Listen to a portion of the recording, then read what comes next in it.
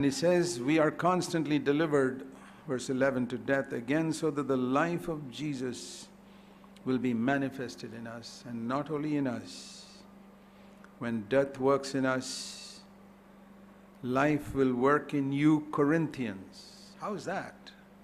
I mean, I can understand my dying to self and life of Jesus coming forth in me, but how in the world can it come in somebody else? Because when life comes in me, like the cup filled up, it overflows. And the overflow valve of the heart is the mouth. And when Paul's heart was filled with the life of Jesus, it overflowed through his mouth to the Corinthians and the Philippians and the Thessalonians and the Galatians and to all the churches he planted. And life began to work in them. So it's a wonderful thing when we allow death to work in us. It not only produces the life in Jesus in us, but it overflows to bless other people. Do you want to live a life like that? That's what God told Abraham. I will bless you, number one, and the overflow you'll bless all the families of the earth. And Galatians 3:14 says, that promise God gave to Abraham is for us through the Holy Spirit. So that's how the Holy Spirit works. And what is the result? This is what I wanted to come to. Therefore, because of all this, because the life of Jesus is just bubbling forth in me and blessing other people, therefore, we don't get discouraged, verse 16. Though our outer man is decaying. You know, when Paul was writing this at the age of 60, he had traveled so much, his body had been worn out. And his body was worn out much more than any of us, because his travel was very tough. He didn't have comfortable journeys. But the body wears out, and you can't. Now, he could have lived comfortably in Tarsus, and his body may not have worn out so soon. But he says, the outer man is decaying. I don't know what all problems he had in his physical body. I'm sure there are many. He doesn't talk much about it. But he says, there's one thing. I can't do anything about that. God's not going to make me at the age of 60 have the strength of a 30-year-old. The outer man will decay, and God has allowed it. But the inner man is being renewed. That means becoming more like Christ. And here's the best part of it. Day by day. That means every day he was becoming a little more like Christ. Now, for many Christians, that's a verse to quote. The outer man is decaying, but the inner man is renewed day by day. Brother, is it true, or is it just quoting a verse? Paul was not quoting a verse. He was giving a testimony. And there's a lot of difference between quoting a verse and giving a testimony. Outer man is decaying is automatic. You don't have to do anything about it. But for the inner man to be renewed day by day, I'll tell you, we have to listen to God every day. Every day. And we must take up the cross every day. I won't give you a list of 10 things, just 2 things. Listen to God every day. And by every day, I mean the whole day. Take up the cross every day. I guarantee that there's no partiality with God. What God did for Jesus, He'll do for us. What God did for Paul, He'll do for you and me. You will become more Christ-like day by day. And your wife, your husband, your children will recognize it. Your brothers and sisters will recognize it. The people closest to us will see it. It's a wonderful thing. I'll show you why I say these 2 things every day. Let me show you 2 verses. Proverbs and chapter 8. Please remember these 2 things, my dear brothers.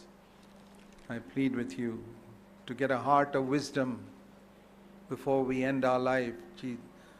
Moses did not say, teach us to number our years or our months, What did he say? Teach us to number our days. Teach us to number each day of the week. Proverbs and chapter 8 and verse 34. Blessed is the man who listens to me. It's the same thing that Jesus told Martha about Mary. Watching daily, that's the point. Daily. Watching daily at my gates. Who listens to me every day. If you have a servant, a faithful servant, a servant lady, every day she comes, says, Madam, what am I to do today? She's a good servant. You tell her what to do. And like the Living Bible says in 1 Corinthians 4:2, the most important thing about a servant is that he does just what his master tells him to do. A good servant is not one who comes home and does whatever she feels like. Listens. What do you want me to do today? That's what a faithful steward is, 1 Corinthians 4:2. Who does exactly what his master tells him to do. Blessed is the man who listens to me, watching daily. Because verse 35, he will find life. So that's one thing, daily. And that's what Jesus did also himself, as we read in Isaiah chapter 50. Isaiah 50 and verse 4.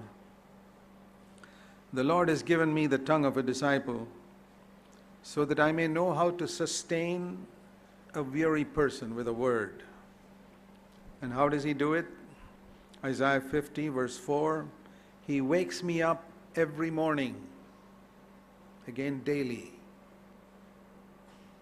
Daily to listen.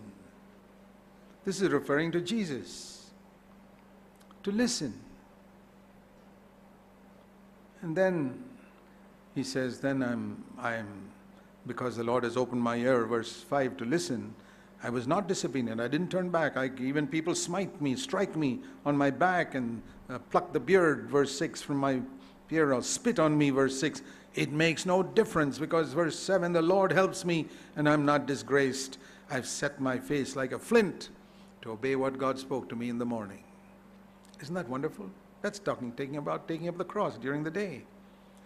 Because his ear was opened in the morning, his inner ear. Speak, Lord, your servant is listening.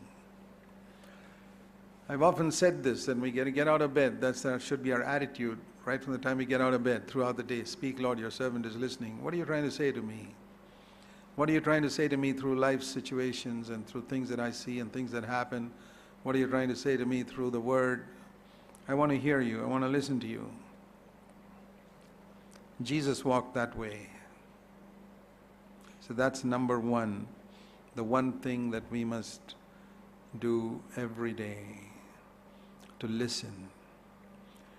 And I told you the other thing we have to do is to take up the cross every day, to die to ourselves.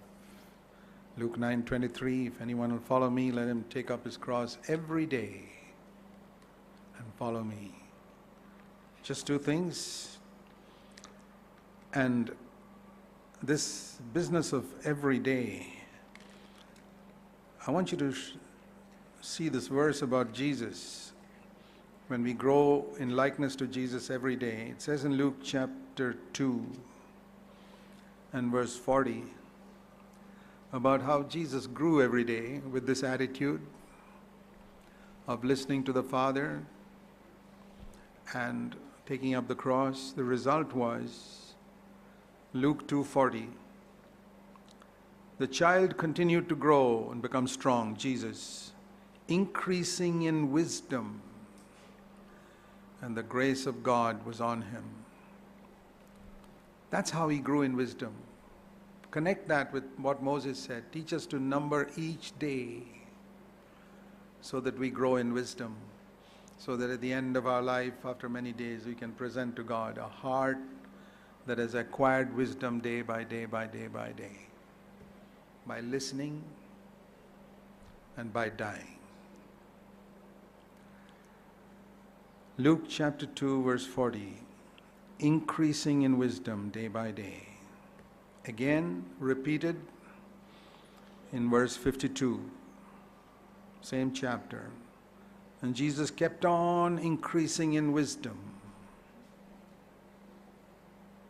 This is how Jesus grew. When he never did miracles, these are days in Nazareth, long before he was baptized in the River Jordan. Never preached a sermon, never cast out a demon. What was his preparation for ministry? 30 years of listening. 30 years of dying to self. 30 years of daily growing in wisdom. And then at the end of it, the Father said, I'm well pleased with you. Go out and serve me. And he did more in 3.5 years than others can do in thousands of years. That's the path. To follow Jesus and to become like him is to be listening to the Lord every day, morning till night, taking up the cross the whole day, never feeling sorry for ourselves. If you feel self-pity, it proves one thing: self has not died. If you're going around looking for sympathy from other people, a dead man doesn't look for sympathy from others. You go to a funeral, that guy's not lying there and saying, I hope you all feel sorry for me, dead here. No. He's finished with your opinions. Are you waiting for people to feel sorry for you? You want to tell your tales of woe to somebody? Brother, die. Die. I remember years ago, I think it was nearly 40 years ago, I was visiting a church in England where I was asked to speak, and I was staying with the pastor of that church. He was a godly man, and he was telling me how before we went to the meeting, he said, oh, Brother Zach, the people in this church are like this and like that, and they're saying this and doing this to me. And I just said, so what? You know, years later, he spoke in a meeting and I heard him say, there was a man from India who came to my house many years ago. And when I told him all my problems, he just said, so what? And that was the most liberating word I ever heard. I've never forgotten it. It just set me free. And he never forgot it. I said, what? You have to die, that's all. That's all. It's a wonderful thing. So what? Have you been crucified yet? Have they spat on your face yet? Have they called you a devil yet? Have they whipped you and nailed you to a cross? No. Well, so what? Forget it. He grew in wisdom. And then we can come to that place which Paul finally came to, that every day he had become a little more like Jesus. I'll tell you honestly, I'm not ashamed to say that is my goal. I have no interest in being the greatest preacher or the Bible teacher or travel countries or even plant churches. My passion in life is to become a little more like Jesus every day, and that others can see it, a little more of that grace and a little more of that truth, a little more of that kindness and a little more of that severity that marks the character of God. A little more of that goodness and complete freedom from partiality. A little more of that purity and peace and joy that characterize growth into the likeness of Christ.